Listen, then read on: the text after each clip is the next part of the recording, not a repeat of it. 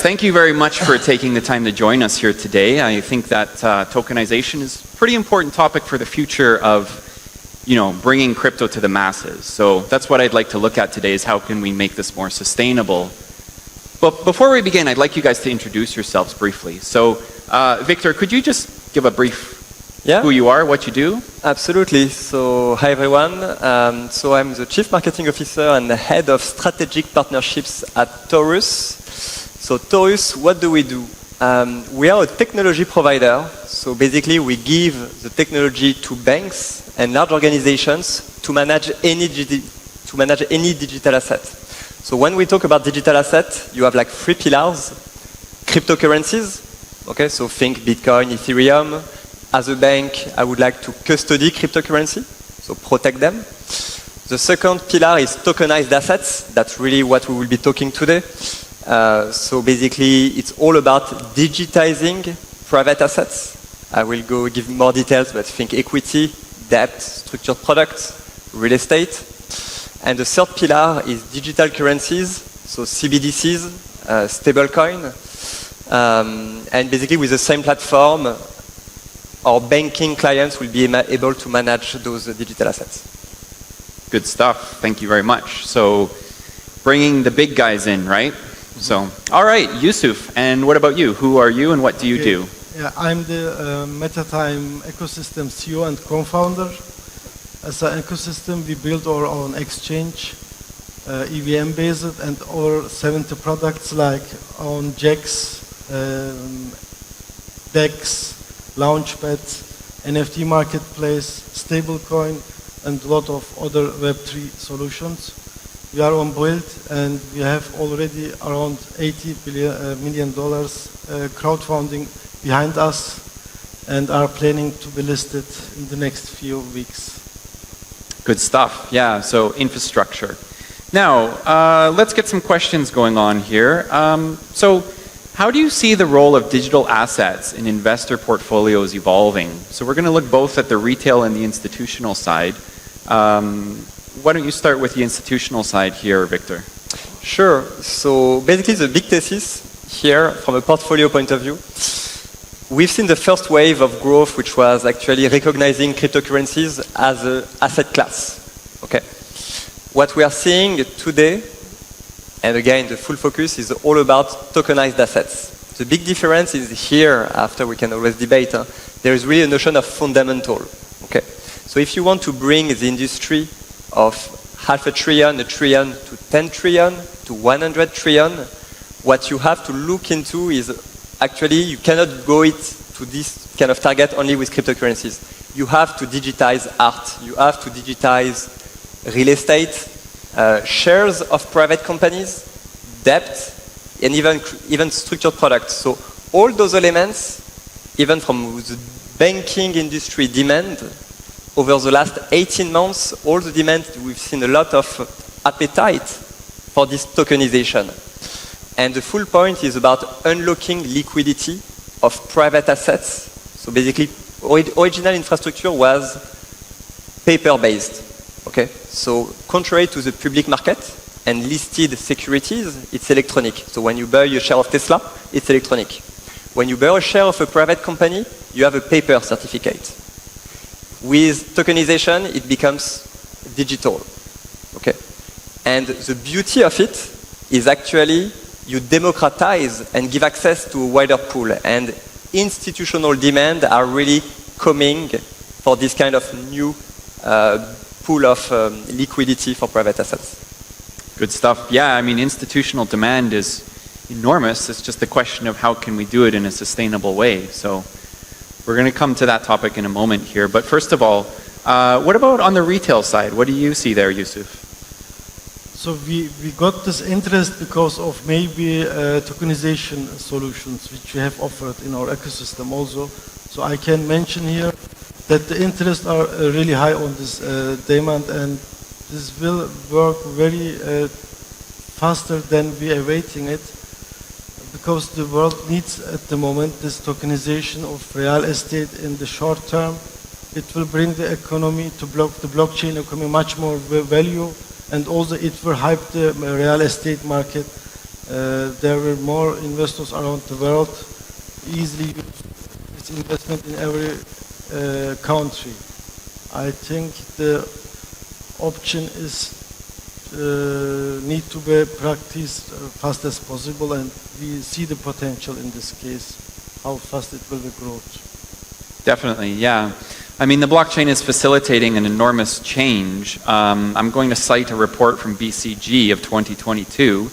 Tokenization of global illiquid assets is estimated to be a $16 trillion business opportunity by 2030. That's a lot of money. That's a They expect that to be 10% of the global GDP. So what do you see as some use cases? 16 trillion is a lot. How are we going to use this? So again, it starts with a bit going through the taxonomy, the different bucket of assets. So really, first bucket, and I will give you a concrete example from banks that actually have performed. So at Taurus, we already performed 15, so 15 tokenization operations. Example number one will be equity. So basically, Credit Suisse. So there will be a lot of noise, but basically they have integrated our technology and they digitize the shares of a mid-cap private companies. Okay, they book it on their balance sheet. So basically, it's really like it was actually a specific startup. Yep. Okay. And the beauty is that they were actually processing corporate action, so dividend payment on-chain, using by calling the smart contract function. I won't go into too much details. But equity, first business use case. We've seen debt, okay, and there is a lot of appetite on debt. So here you have to modelize from a smart contract point of view, the maturities, interest payment, the coupon payment, so basically all the different conditions. There are standards. And third example, we've seen funds, tokenization of funds. And here, why they do that, again, to unlock liquidity. If you think usually a fund takes time, you have to wait 5-10 years. Maybe you can create liquidity event just before. And again, so that was also one of the use cases that we've seen. I have few others, but I can come to it later. We could go on forever, Exactly. right? Well, I mean, it's like a derivatives where you can take financial products and then just look at abstractions of liquidity and how you can enter into new channels and new streams, that kind of thing, right? Absolutely. Yeah. But I'd like to talk a little bit about, doing this in a sustainable way, because, I mean, when you talk about crypto to the average person, they think like, dog coins and monkey pictures, right? But how do you manage client expectations? Because when most people think of what happened in crypto, they think about the scandals like FTX collapsing, Luna collapse, right? They think their recent memory is only about the bad things. So, Yusuf, when you're onboarding new clients, how do you manage expectations to see that crypto has a sustainable use case? How they are used, the question I need to...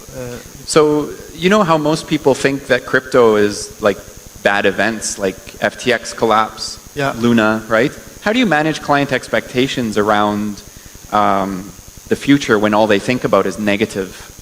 Okay, we need the investors maybe should not be able to invest like they want. We need maybe regulations there which are protecting the investors and his invests, because I see the Web3 world still freedom, but it's also like a bit too big potential to be cheated there. It needs to be fast as possible regulated.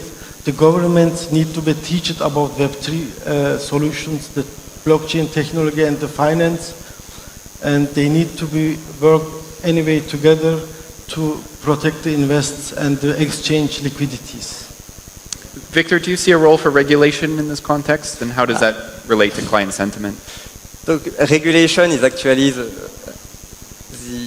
the most important piece that has to be worked. Okay.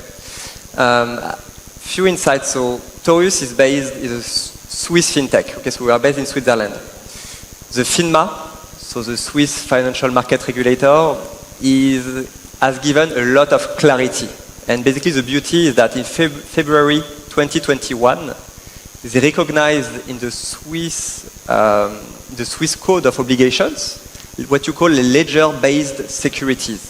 So a share, a token that has issued on the blockchain will have the same economic and social rights than the traditional shares. Okay? And that's really a breakthrough for adoption. And now we start to have SMEs, like private companies, small companies, doing fundraising via using tokenization. Okay? That could be one usually thing that is important. So Switzerland as a starting point. Then EU is following up. So the European Union, so you can think of the EU DLT pilot regime, DLT for distributed ledger technology.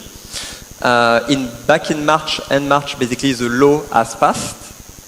And now basically it needs to be translated into local jurisdiction before going fully implemented. In Germany, you have the EWPG, Electronic German Securities Act, that recognizes again electronic securities. So it's a good framework for tokenization. And then, so you have Switzerland, EU, and then you have the US. And the US is really lagging behind at this stage, given the lack of clarity from a regulatory framework. And then you can look also to APAC, like Singapore, which is very progressive and has already a good legal framework. But think tokenization, it's still very much based on the local jurisdiction, country by country, local regulator by local regulator. Yeah, definitely. I mean, we can see because of US clampdown on crypto, there's been a lot of movement to get out and hedge your bets, right? Companies like Coinbase are looking at offshore entities. So essentially what's happening is the regulatory environment is so critical, but when there's uncertainty, that creates risk in the business model. So like this innovation, this modern concept, crypto, is basically decentralizing away from US entities all over the globe. And I've noticed a large transition towards East countries like, well, of course, Switzerland, but Singapore, Dubai, Hong Kong, right? Japan as well. So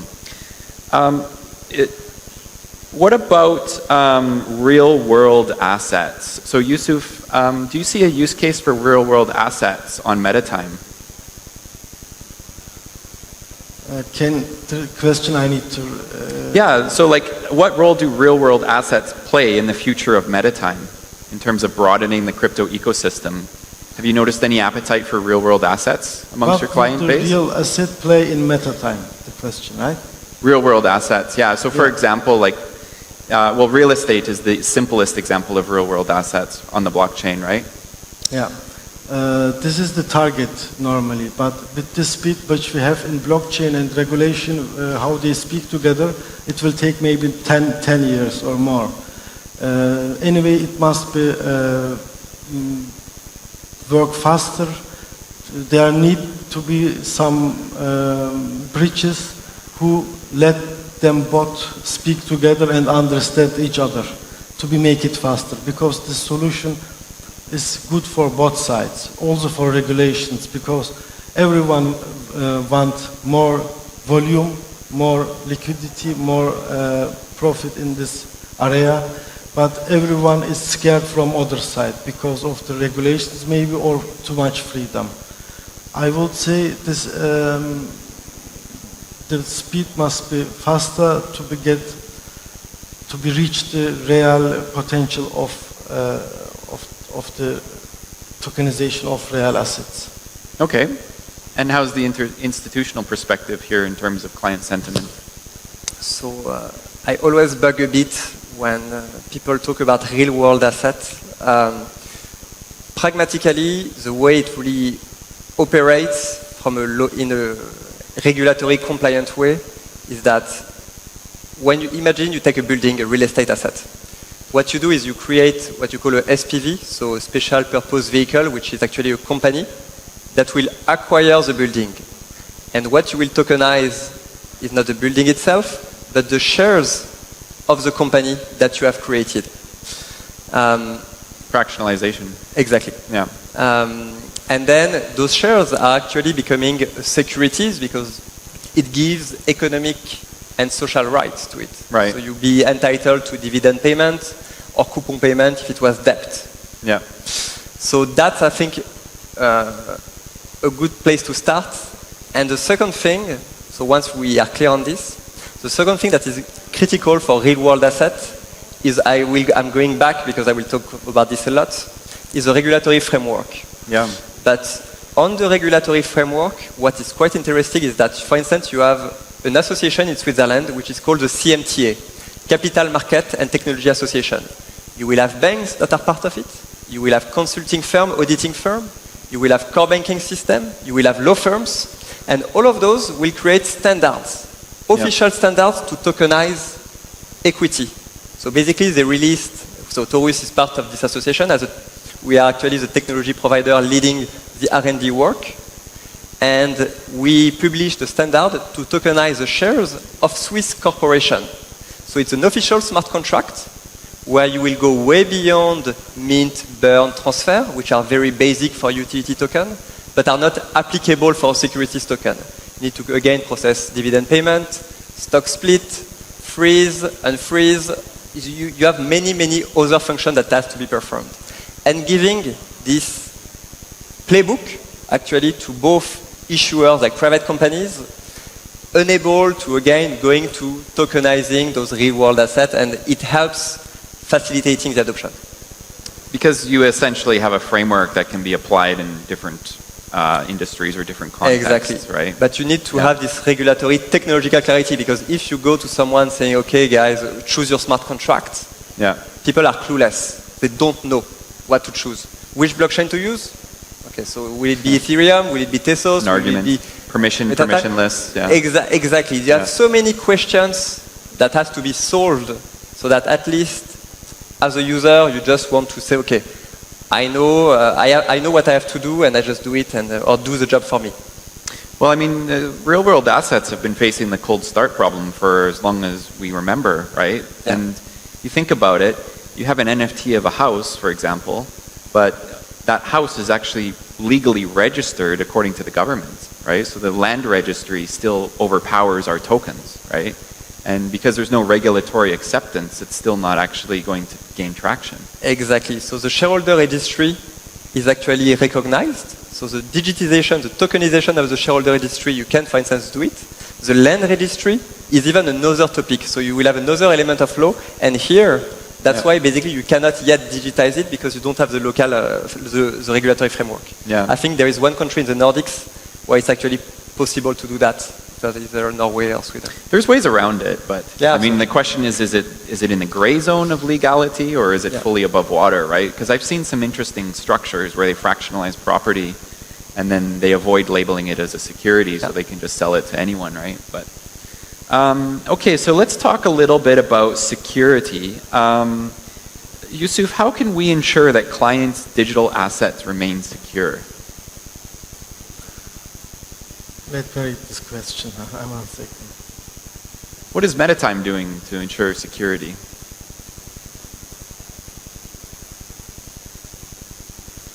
Yeah, okay. From protocol side, it's enough, the security at the moment which offers this Web3 world. But the security offerer, they are by himself, it's not enough legit. It's my opinion. If I would say, if someone go to crowdfunding, for example, they need to be proved by any central station. So, like if you go to stock exchange, you need to prove something. The government knows you, everyone knows you, and can trust you, and you have something for this invested money. But in Web3 world, it's now not like this. Also, the last some meme coins, for example, are not looking really serious, in my opinion. These cases must be handled very fast, and this area must become to a safer place to let blockchain world get what they are able to do. To let him that to do. It must be anyway checked by proved centrals. This is my opinion. Everything else can be faked, and this misusing can't be hold away. Okay. Yeah, so if we have robust code, then we can ensure security at the protocol level. But Victor, what's your opinion? Do you see a use case for insurance as a derivative in this industry, or do you think protocol level security is enough? Security is a bit our core business. So ultimately, Taurus, when we talk custody, it means like protecting the private key, which is a cybersecurity component. So you have different way of protecting the private keys. Just for people who might not know, you have either via hardware, you put the private key into the hardware, okay, which is HSM, hardware security module. Or you can put the private key in the cloud, multi-party computation. Basically, you explode the private keys in 3 pieces, and there will be 1 piece for the user, 1 for the tech provider, and another 1 for someone else. Usually at Taurus, we master the 2, basically, we call this signature mechanisms, so 2 kind of technology. Now, once your private key is safe, which is actually your first concern, because if someone has access to, you lose your coin. Your key is your coin, everyone knows that. So full responsibility. Exactly. So us as a technology provider, we need to ensure that it's really 100% secure for a bank, basically, that will actually act as a custodian. Okay. The second thing also on security is also, it's more technical, but it's important for people to know. Usually you have a tokenization player and a custody provider, so 2 different players. When you call, so you issue, and then the token goes into a wallet. Okay. The issue is that when you talk about asset servicing, so servicing the token, processing corporate actions, like again, I go back to this Pupu payment, you need to sign transaction from the smart contract. Yeah. Okay.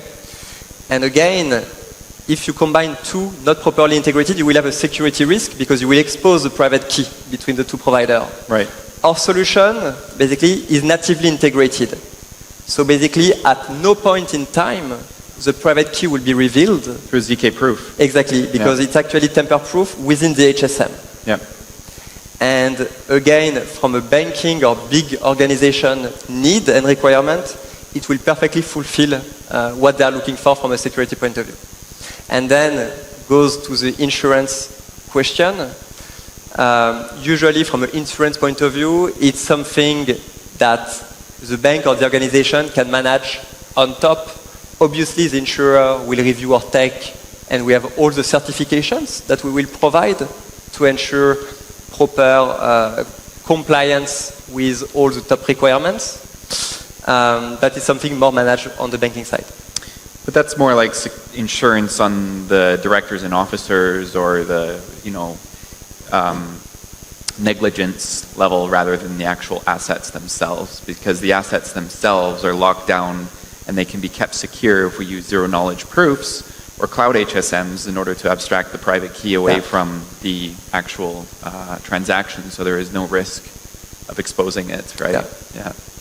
So, okay, well, it's been a great discussion. I have one last question for you. What do you think? How can we sustainably onboard the next billion users to crypto? Regulations. Regulations? Yes. Can you elaborate a little bit? How so? It must be, because except if, for example, the blockchain right now with this opportunity has a more potential, but it's only $1.5 trillion. They need to be $15 trillion. Why it is not? Because we have a lot of volume there, but these are only people who are low to go in risks, who are loving to do new stuff, new things. But the real classic investors on real estate and on other assets, they need to move fast as possible to blockchain. And this need an agreement with regulators and middle way who is more profit for both sides. Yeah, definitely. I mean, I think the price is a leading indicator in this industry, so the focus on the financialized aspect of it is what kind of keeps people away from bringing the real life use cases, right? But if we are able to have more tangible things being solved, I like to say that blockchain is not an industry, it's an infrastructure, just like the internet, right? There's many different industries that function as a product of the internet that it enables. And it's the same thing as crypto, is the blockchain is the infrastructure that enables a lot of different industries to function. So, Victor, what's your opinion on this case here? The usual answer people give is simplicity of product utilization, interoperability. I will give something else because everyone knows that. Usually the starting point for all adoption, I believe, will be digital identity. So it goes back to another big topic, which is electronic and digital identity, self-sovereignty. Once this is properly cracked, and it goes back to the point of Yusuf that was mentioned, which is actually regulation, identity, once done properly, will after unlock, basically to tokenize cash, and digital currency will also follow, and then that's how you will reach. So you need to have kind of the government at some point telling everyone, okay, you need to get to put your passport version digitally, and with it you will have a wallet. Proof of personhood. Well, after we can go to the startup that was a WorldCoin or whatever, but I think that local governments driving adoption will be kind of the critical way to onboard this billion users. Well, I mean, it is kind of a fork in the road of how centralized the control will be on these blockchain assets, right? If there will be some kind of dystopian social credit model where, you know, if you don't fulfill your social obligations, you're not allowed to buy certain chocolate or whatever, or there's the streaming democracy model where, you know, essentially everything is votable and you have slight ownership in everything you see around you. So I guess it all comes down to getting clarity of how the rest of the world is going to come onto this infrastructure. Absolutely. Yeah. That's great. All right. Thank you very much, guys. It's been a pleasure. Thank you.